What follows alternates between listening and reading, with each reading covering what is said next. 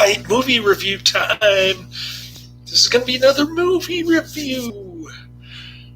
As promised, this one's called The Terror, 1963.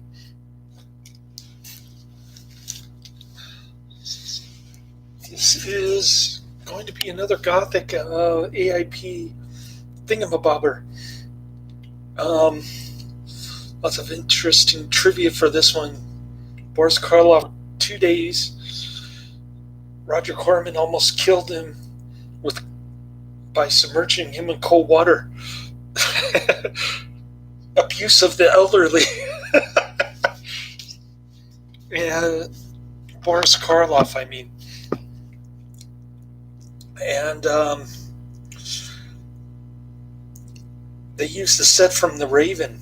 I posted the After Hours movie version of it in the description box if you want to check it out.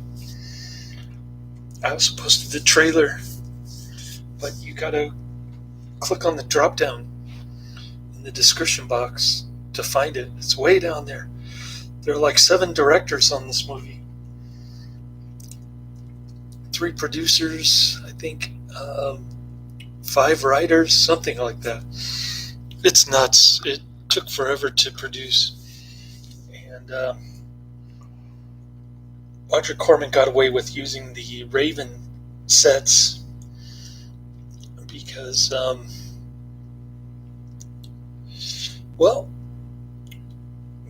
AIP just figured that they were going to get the distribution rights anyway.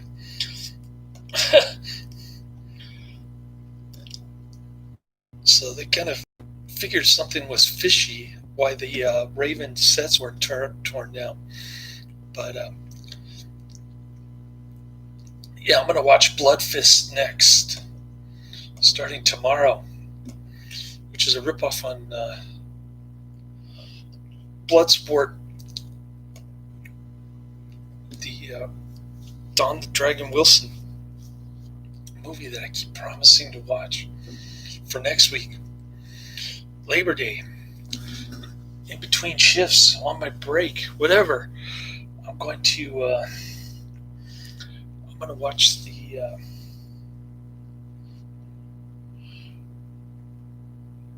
Blood Fist tomorrow. So I love this flick. I'm giving it 5 out of 5 stars. The Terror. It goes by a bunch of other names too. Let's see if I can look them up real quick. The Terror, also known as Lady of the Shadows, also known as the Castle of Terror, also known as The Haunting. Okay. So what's the story behind this? Okay, so Jack Nicholson is a French soldier in the early 1800s. What he's doing on a beach in a horse, I don't know. He's like Charlton Heston at the end of Planet of the Apes. He's got his horse on the beach. He imagines seeing a ghost named Helene, apparently. But she's also known as Ilsa. It's all very confusing. It's got the lady from Private Parts, who plays this sadistic witch trying to get revenge on Boris Karloff. She doesn't even realize that her son possessed the body of Boris Karloff until the end, when it's too late. Boris Karloff is doomed to die. So Jack Nicholson is rescued by the witch. She's got this bird. I have no idea what this bird is doing, attacking Jack Nicholson and Jonathan Haze, another AIP regular. It's also got Dick Miller playing the butler. His role is to talk to Jack Nicholson and Boris Karloff. And that's about it. He explains what happens, what really happened 20 years ago. This takes place in like 1808 or something. in France, and they borrowed an old costume from like 9 years ago that Marlon Brando wore. It's a movie that I never heard of. Jack Nicholson is wearing that costume, the French soldier costume with the yellow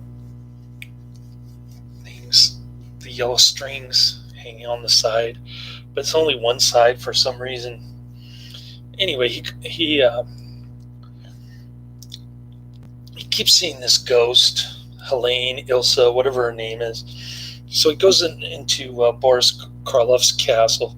He demands quartering, and Boris Karloff reluctantly agrees. Dick Miller and Boris Karloff keep trying to kick him out. He's like snooping around, walking around the castle for most of the movie. But the ending is just absolutely spectacular. I love the ending. I think it's the part that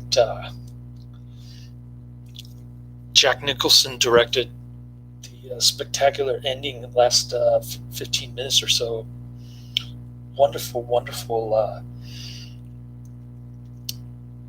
gothic horror towards the end. And definitely made up for the rest of the movie right there. So Nicholson is in love with this ghost. He's kind of like a necromaniac. He's like a James Stewart in Vertigo. And Boris Karloff says the ghost is his wife, and he says he killed his wife for cheating on him when he returned from some military battle in Poland or something.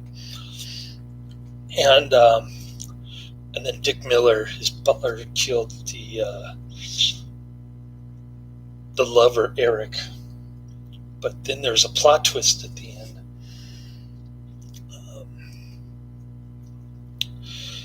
Dick Miller says that Eric transformed his soul but not his mind, into Boris Karloff.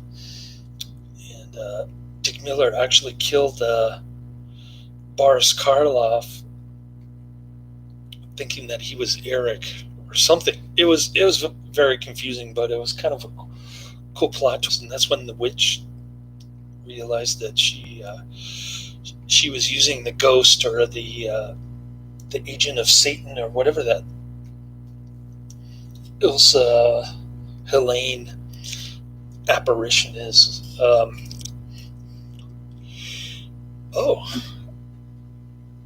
Howdy. Got two people in the chat room now. Cool. I guess Adrian went to work. Stwan's pressure washing. Okay. I don't think I need pressure washing, but thanks for the offer. Anyway, getting back to the movie.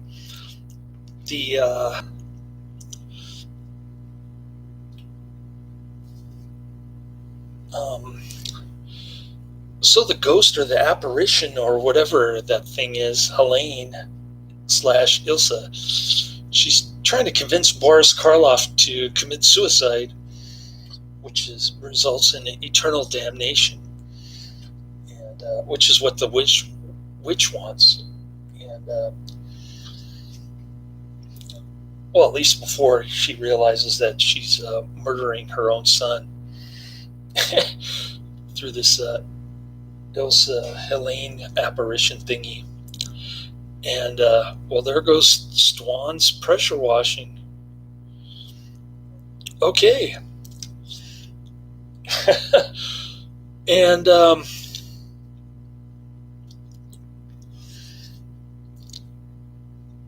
so Boris Karloff floods the crypt, drowning both the ghost himself, and Dick Miller manages to hacks his way in there. He ends up drowning.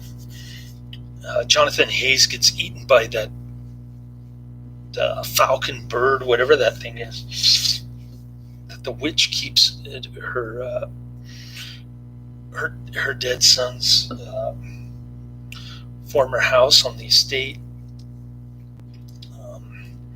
Dick Miller tries to kick her out, but she's still there.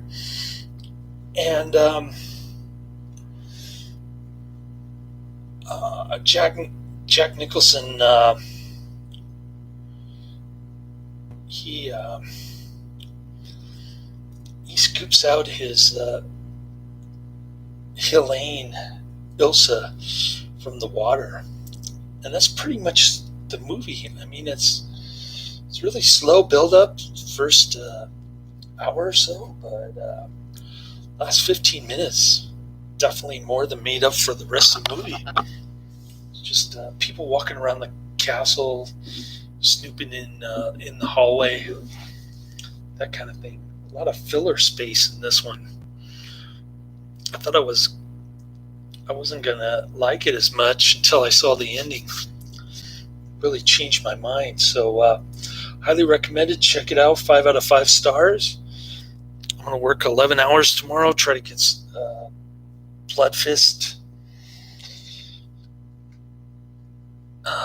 review in before Tuesday. We'll see how that goes. And that's the end of my review. Highly recommended. Check it out. Laters.